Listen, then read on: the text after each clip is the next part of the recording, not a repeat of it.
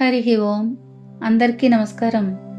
ఈరోజు పంచతంత్ర కథల్లో మిత్రలాభంలోని తర్వాత కథని చెప్పుకుందాం. హిరణ్యకం తనతో స్నేహం చేయాలని వచ్చిన కాకితో శత్రువులు రెండు రకాలుంటారు. కొందరు జాతి శత్రువులు, మరికొందరు ఏవో కారణాంతరాల వల్ల శత్రువులవుతారు. నువ్వు నాకు జాతి శత్రువువి.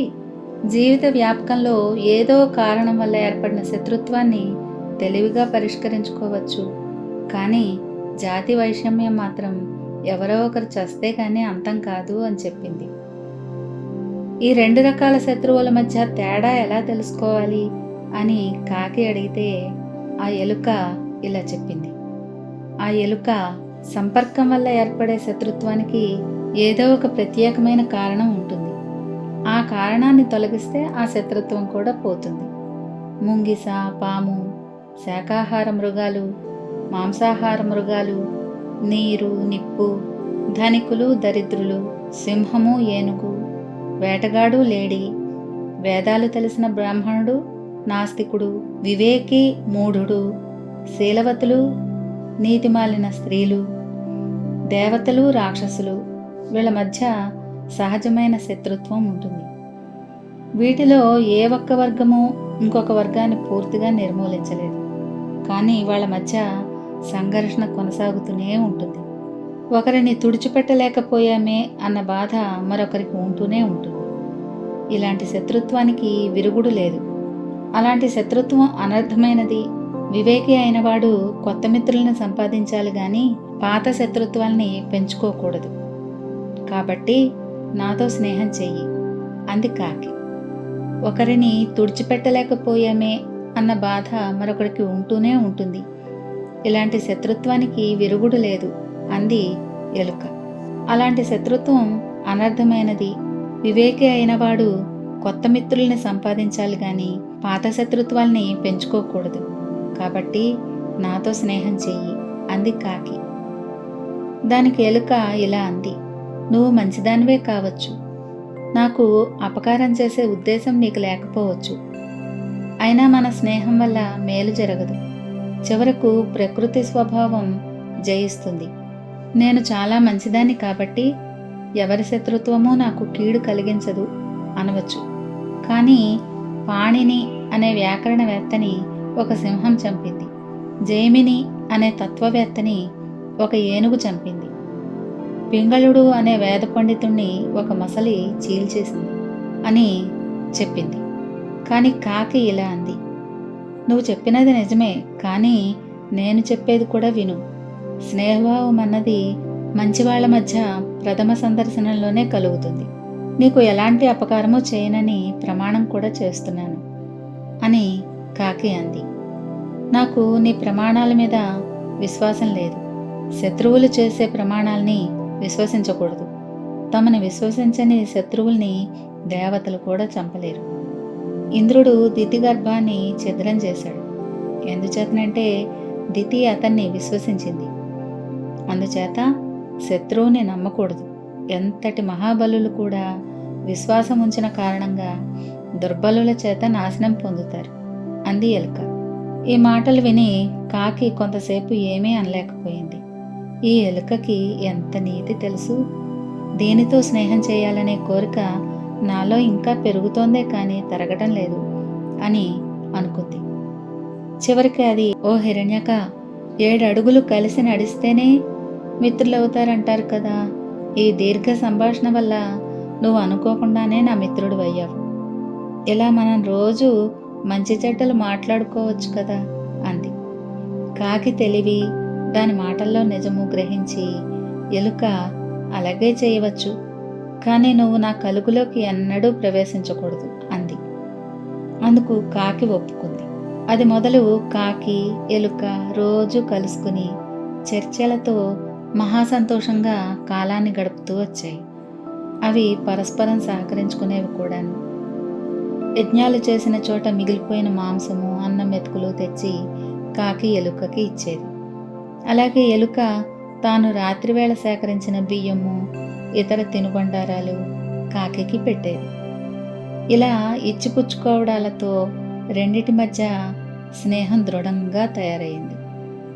ఇచ్చిపుచ్చుకోవడాలు లేని స్నేహం అంటూ ఉండదు కదా. దేవతలు సైతం మొక్కులు చెల్లిస్తే గాని కోరికలు తీర్చరు. ఇవ్వడం ఉన్నంతకాలమే మమకారం ఉంటుంది. తల్లి దగ్గర పాలు రావడం నిలిచిపోగానే దూడ తల్లిని వదిలేస్తుంది. అలా కాకుండా ఇవ్వడం ద్వారా శత్రువుని మిత్రుడిగా చేసుకోవచ్చు. జంతుజాతులలో ఇచ్చే గుణం కడుపు తీపి కన్నా హెచ్చైనది.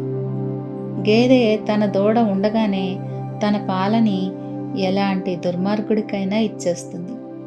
సహజ శత్రువులై ఉండి కూడా ఎలుక కాకి దృఢ స్నేహంతో బంధింపబడిపోయి సరదాగా చర్చలు జరుపుకుంటూ వచ్చాయి.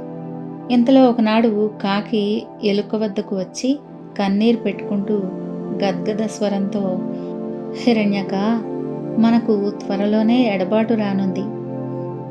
నేను ఈ దేశం విడిచిపోవలసి వస్తోంది అంది. ఎందుకు అని ఆశ్చర్యపోతూ హిరణ్యకం అడిగింది. దేశంలో భయంకరమైన నీటి కరువు ఏర్పడింది. ప్రజలు మాడిపోతున్నారు. యజ్ఞాలు నిలిచిపోయాయి. వాటి మూలానే నాకు మంచి ఆహారం దొరికేది. ప్రజలు ఆకలి బాధకు తట్టుకోలేక అడ్డమైన పక్షులన్నింటినీ పట్టుకుని తింటున్నారు. ఏ ఇంట చూసినా పట్టుబడిన దౌర్భాగ్యపు పక్షులే కనిపిస్తున్నాయి. వాటిని చూస్తే నా గుండె తరుక్కుపోతోంది. నేను కూడా పట్టుబడి ఎలాగో ప్రాణాలతో తప్పించుకున్నాను. అందుకే నేను వెంటనే దేశం విడిచి వెళ్ళదలుచుకున్నాను అంది కాకి. ఎక్కడికి పోదామనుకుంటున్నావు అని ఎలుక అడిగింది. దక్షిణ దేశంలో ఒక మహారణ్యం మధ్య ఒక పెద్ద సరస్సు ఉంది. అక్కడ నాకు నీకన్నా కూడా ఆత్మీయుడైన స్నేహితుడు మందరకం అనే తాబేలు ఉంది. అది నాకు చేప మాంసం ఇస్తుంది. ఆ మాంసం తింటూ దానితో గోష్ఠు జరుపుతూ సుఖంగా ఉంటాను. ఇక్కడే ఉండి పక్షిజాతి బంధింపబడము చావడము చూడలేను.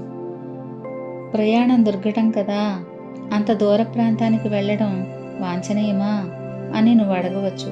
కానీ సమర్థులకు చేయరానిది, పట్టుదల ఉంటే సాధించరానిది, జ్ఞానవంతుడికి, పరదేశము, సాధువుగా మాట్లాడేవాడికి విజాతీయుడు అంటూ ఉండడు కదా. దేశం కరువువాత పడి పంటలు మాడిపోతూ ఉన్నప్పుడు తమ కుటుంబాలు నాశనం కావటము, దేశం దుర్భిక్షం పాలు కావటము చూడకుండా ముందుగా దాటిపోయేవాళ్ళు ధన్యులు అంది కాకి. అలా అయితే నేను కూడా వస్తాను. ఇక్కడే ఉండిపోవడం నాకు క్షేమం కాదు అంది ఎలుక. ఎందుచేత అని కాకి అడిగింది. అది పెద్ద కథలే, మనం సరస్సు చేరుకున్నాక చెప్తాను అంది ఎలుక. నేను ఆకాశంలో ఎగిరే పక్షిని, నువ్వు నేలను అంటిపెట్టుకుని ఉండే ప్రాణివి. మనం కలిసి ఎలా ప్రయాణించగలం అని కాకి అడిగింది. నువ్వు నా ప్రాణాన్ని కాపాడదలుచుకుంటే నన్ను నీ వీపు మీద ఎక్కించుకుని సరస్సు వద్దకు ఎగిరివెళ్ళు. అంతకన్నా మార్గం లేదు అంది ఎలుక. సంతోషంగా ఆ పని చేస్తాను. నా అదృష్టం. ఇద్దరు స్నేహితులతో నాకు సరస్సు వద్ద మరింత ఆనందంగా కాలక్షేపం అవుతుంది అంది కాకి. హిరణ్యకం కాకి వీపు మీదే ఎక్కింది. కాకి తొట్రుపడకుండా అతి తేలికగా సరస్సు వద్దకి ఎగిరి ఎలుకను కూడా తీసుకువెళ్ళింది.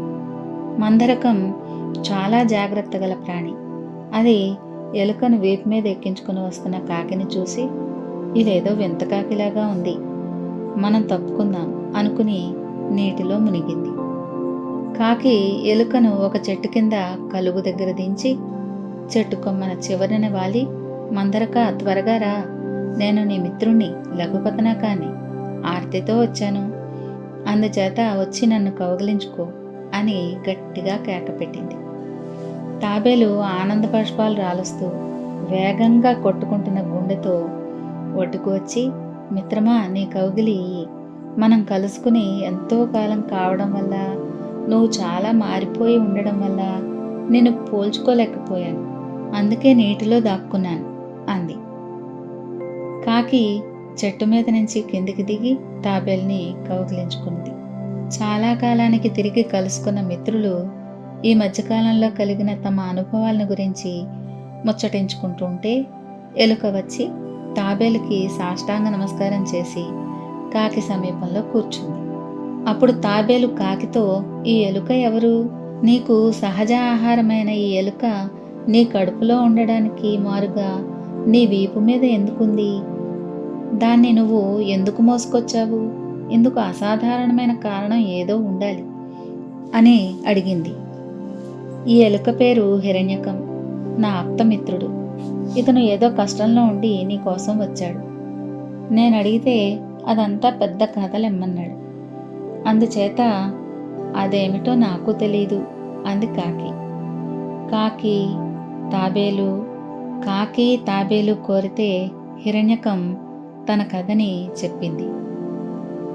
ఆ కథ ఏమిటో తరువాతి భాగంలో తెలుసుకుందాం. హరి ఓం.